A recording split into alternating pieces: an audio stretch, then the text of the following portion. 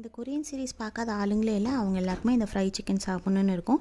அதை வீட்டிலே செய்யலாம். அதுக்கு 1/2 kg போன்லெஸ் ஸ்ட்ரிப்ஸும் விங்ஸும் வாங்கி வச்சுருக்கேன். அதில் தேவையான அளவுக்கு உப்பு, 1 spoon pepper, 2 spoon ginger garlic powder இல்லைனா பேஸ்ட் ஆட் பண்ணி ஒரு 30 மினிட்ஸ் மேரினேட் பண்ணிக்கோங்க.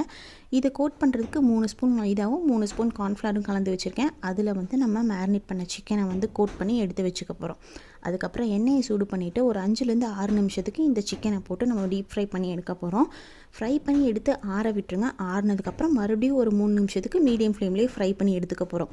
அதுக்கப்புறம் சாஸ்க்கு 1 spoon soya sauce, 2 spoon red chilli sauce, 2 spoon tomato கெச்சப்பும், 1 ஸ்பூன் சுகர் ஆட் பண்ணி நல்லா மிக்ஸ் பண்ணிக்கணும்.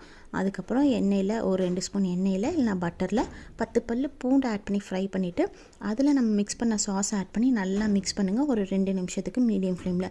அதுக்கப்புறம் நம்ம ஃப்ரை பண்ண சிக்கன் ஆட் பண்ணி அந்த சாஸ் நல்லா சிக்கனில் கோட் ஆகிற அளவுக்கு எடுத்திங்கன்னா, பிரட்டி எடுத்திங்கன்னா ஃப்ரை சிக்கன் சூப்பராக ரெடி ஆயிரும்.